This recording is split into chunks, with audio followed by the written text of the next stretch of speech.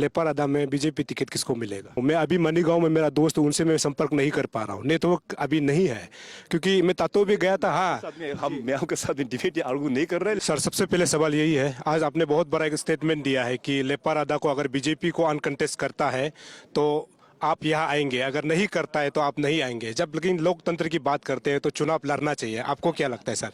हाँ बिल्कुल, डेमोक्रेसी में चुनाव होना चाहिए। तो हम लोग चुनाव के खिलाफ बिल्कुल नहीं है।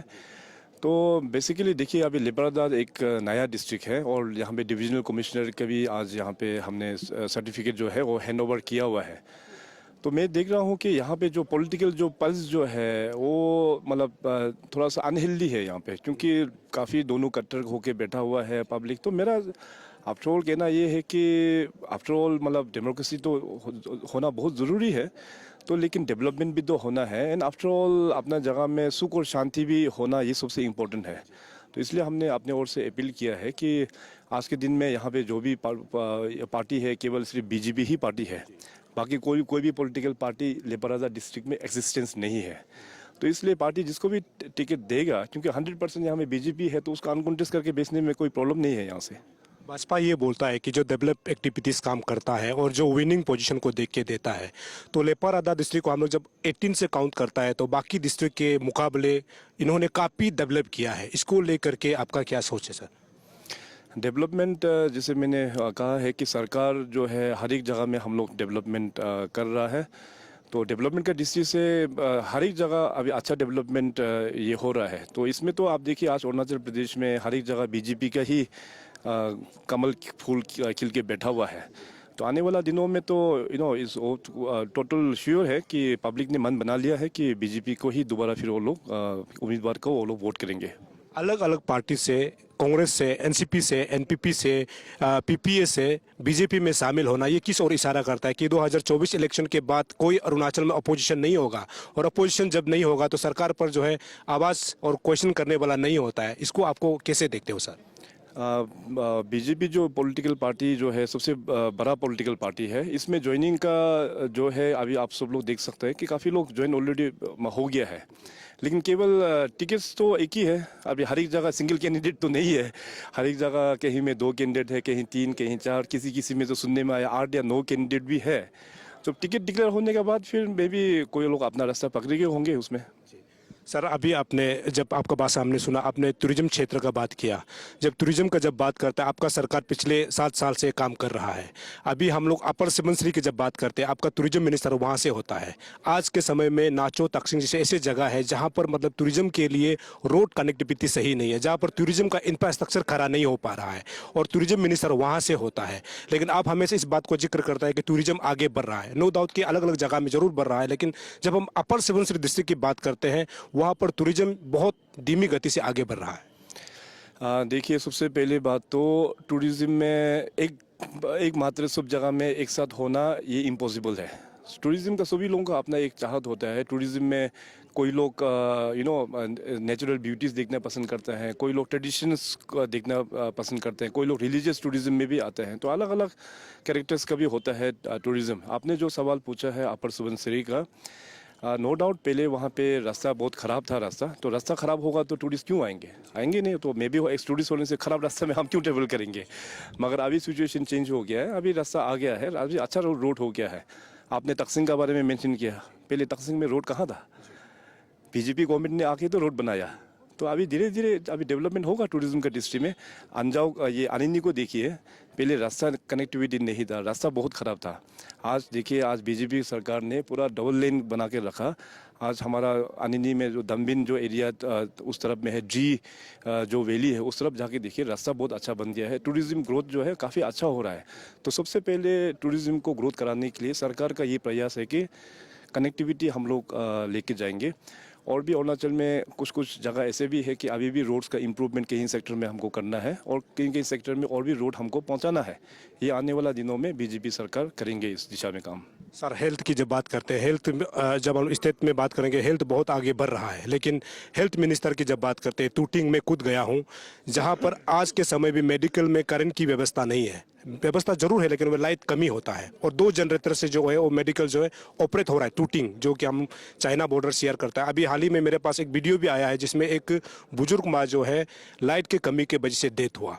तो ये एक हेल्थ मिनिस्टर के जगह में इस प्रकार का कमी होना, इसको आप लोग क्या देखते हैं सर? लाइट का देखिए अपना अपना डिस्ट्रिक्ट में भले ही in general we are a surplus बोलने के लिए, और सरप्लस है भी है, लेकिन प्रैक्टिकली ग्राउंड में ये सरप्लस जो है वो पहुंचा क्या बोलने से नहीं पहुंचा। इसलिए नहीं पहुंचा क्योंकि अभी हमारा जो ट्रांसमिशन का काम जो है वो चल रहा है।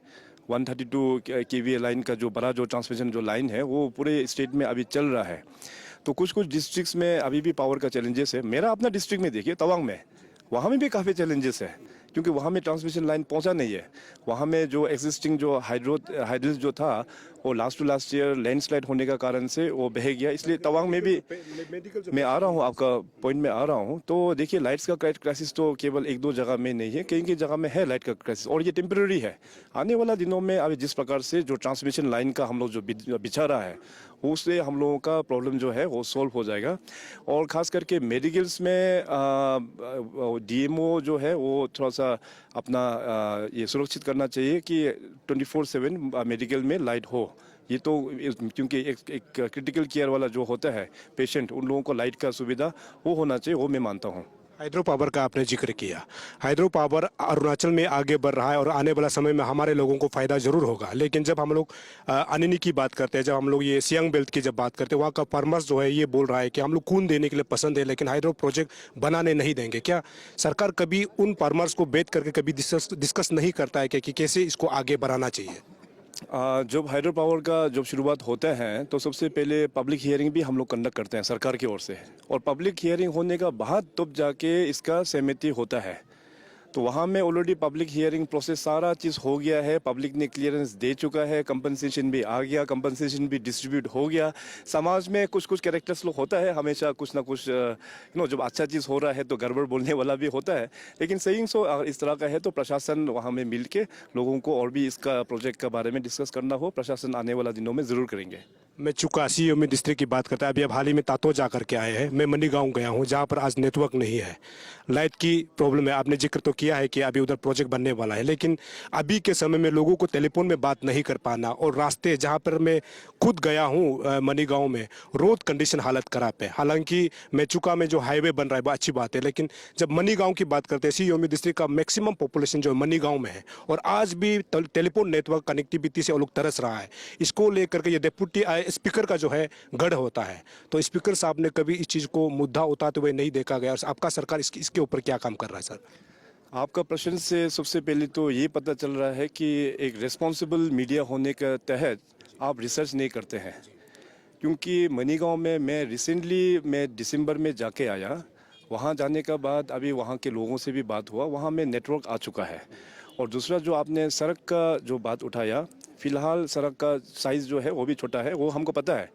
अभी हम लोग ने भारत सरकार का तहत स्पीकर साहब ने इस पॉइंट को लेते हुए ताटो टू मोनीगांव अभी रोड का सैंक्शन भी हो गया है, टेंडर भी हो गया है, अभी बहुत जल्दी काम वहाँ स्टार्ट हो जाएगा। फिर तातो से लेके तलिया उसका भी सैंक्शन हो गया है, इसका भी काम जल्दी शुरू होगा। फिर टाटो टू मेचुका का तो ऑलरेडी आपको पता है ही है, काम अभी वहाँ पे कुछ कारण से 2 पैकेजेस का शायद रीटेंडर करेंगे बॉर्डर रोड्स, उसका अभी बहुत जल्दी काम ग्राउंड में स्टार्ट हो जाएंगे। आने वाला दिनों में आप देखना तातो जो है सेंट्रलाइज सीओमी का सेंट्रल पोजीशन में है। सो आलो से तातो, इसके बाद तातो से फर्दर फिर मेचुका, तातो टू मनीगांव, फिर तातो टू अपना तलिया, सारा जगह में डबल लेन रोड से कनेक्ट होने वाला है। आने वाला दिनों में 5 वर्ष के बाद में आप दोबारा फिर एक बार देखना, हमने जिन जिन रोड को बारे में मेंशन किया, आप 3 साल के बाद या 4 साल के बाद दोबारा एक बार विजिट करके आप लोग वेरीफाई करना कि किस प्रकार से वहाँ पे चेंजेस आ रहा है। सर मैं वहाँ का रिपोर्ट लिया हूँ। मैं अभी मनीगांव में मेरा दोस्त, उनसे मैं संपर्क नहीं कर पा रहा हूँ, नेटवर्क अभी नहीं है, क्योंकि मैं तातो भी गया था। हाँ साथ में मैं आपके साथ में डिबेट या आर्गू नहीं कर रहे, लेकिन परिस्थिति ये है कि पहले वहाँ पे कुछ भी नहीं था, नेटवर्क वगैरह कुछ नहीं था। अभी वहाँ पे एयरटेल अभी आ गया है। कभी कभी रिमोट एरिया में होता है लाइट कनेक्शन का वजह से, कभी कभी सिस्टम शायद ऑफ हो जाता है बीच में। इस तरह से कुछ शायद में भी कुछ छोटा प्रॉब्लम आ गया होगा। सर, आपने एपीएसएसबी और एपीपीएससी कमीशन के बारे में जिक्र किया। कमीशन और ये वो तो अच्छी काम कर रही है, लेकिन जब भी ये दोनों जो है, कमीशन जो है एग्जाम्स कंडक्ट करता है, कुछ ना कुछ लूपहोल्स निकालता है। ये कहाँ से होता है? इसको आप लोग कैसे फिर अभी मॉनिटरिंग आप करके जो है इसको आगे बढ़ा रहा है सर? देखिए, इसमें अगर आदमी का जो नियत से ही नहीं होने से आगे का भी मतलब गड़बड़ नहीं होगा बोल के हम लोग बोल नहीं सकता है, क्योंकि इस तरह का गड़बड़ जो है वो पहले भी हुआ है, आगे का भी शायद नहीं होगा बोल के वो तो हम लोग कैसे हम बोलेंगे, क्योंकि एक ऑटोनोमस एक बॉडी है, उसके ऊपर ज़्यादा कमेंट्स करना भी ठीक नहीं है। मगर लेटेस्ट अपडेट यही है कि नया कमीशन एपीसीएस वाला लोग आके मिला है, चेयरमैन और मेंबर्स। वो लोग ने ब्रीफ किया हमको कि जितने भी जो एसओपी था, पुराना एसओपी को पूरा विजिट करके नया एसओपी किस प्रकार से होना चाहिए, वो लोग ने पूरा तैयारी लगभग शायद अभी कर दिया बोल के हमको बताया। तो एसओपी सारा तैयार होने के बाद फिर वेरियस जो एग्ज़ाम्स होता है, वेरियस पोस्ट होता है, उसको जल्द से जल्द वो लोग एडवर्टीजमेंट वो लोग करेंगे।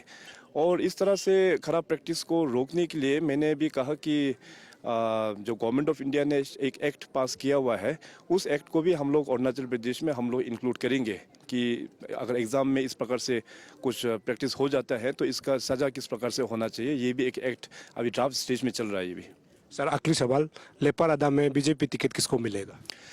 लेपारादा में बीजेपी टिकट जो है उसी को मिलेगा जो पार्टी तय करेगा।